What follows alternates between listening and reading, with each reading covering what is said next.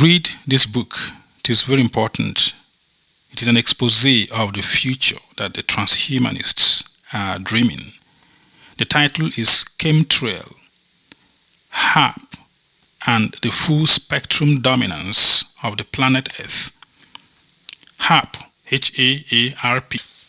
And this is military elite project designed for full spectrum domination of the planet Earth through geoengineering, human modification, and biological modification.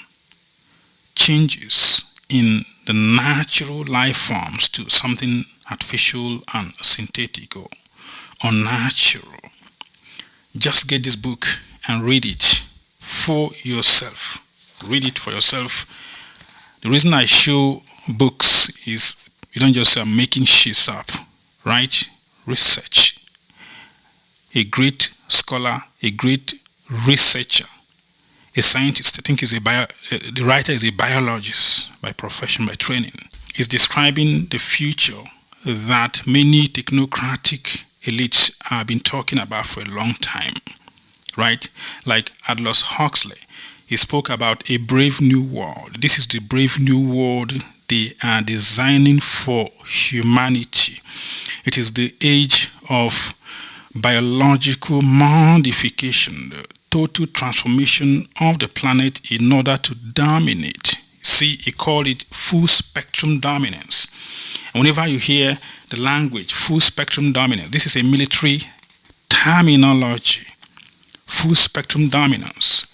Every facet of life, biological organism, all life forms to be dominated. In the 1980s, President Ronald Reagan of the United States started an initiative called Strategic Defense Initiative, and what he told the public of the United States, the citizens of the United States and the world, was that the purpose of the initiative was a military defense of the U.S. homeland from possible communist aggression, from possible nuclear attack, atomic bomb attack from Russia. But evidence shows that he was lying to the people. He was not forthcoming. He was not honest. The intention of the Strategic Defense Initiative was a total global military domination, the domination of the earth, the whole earth, using scientific modification, geoengineering, bioengineering, biotechnology to modify all life forms and to dominate the earth. So why was he then lying to the population of the United States? Because taxpayers pay for the project, and you can't just come and tell the public that you are using billions and billions of their money for unspecific, unknown, hideous, dubious military project, what they call dark project or black project. There will be mass uprising, there will be mass protests. So they made Russia the boogeyman. They made Russia to be the enemy. They blamed Russia. See, we need this money to embark on strategic military defense to protect ourselves from the radical communism.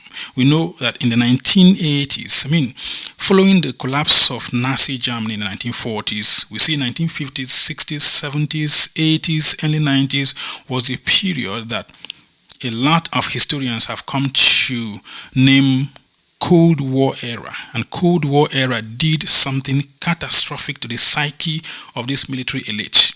It gave them the opportunity, the excuse to embark in aggressive global military armament, acquisition of dangerous military weapons, including atomic weapons that could annihilate the planet Earth.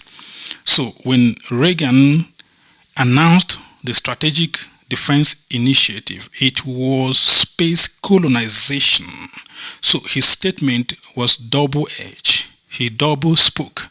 While the masses of the people were thinking that he was doing something good to protect the US citizens and the world from aggressive Russian attack. Right?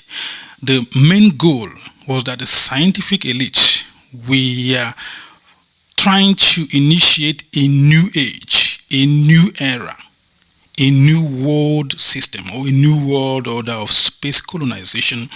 And a lot of people, when you hear space colonization, what comes to their mind is, the ability for man to travel to the moon or to travel to Mars or Jupiter or whatever space body out there. But when they talk about space colonization, it means the space, all space, including the space that you exist in, the air you breathe, is now full of nanoparticulates, nanoparticles, strontium, aluminum, barium, and other dangerous elements in the atmosphere that our biological system is absorbing. That is the domination they are talking about, full spectrum dominance to dominate the earth. A lot of people have not heard about weather modification or weather engineering. If you tell people weather is being engineered, drought can be induced, they say it's conspiracy theory because people are just daft, right? People don't do research. They listen to TVs and they allow the mainstream system to program their minds in what to believe and what to think. Understand that these things are going on in the world.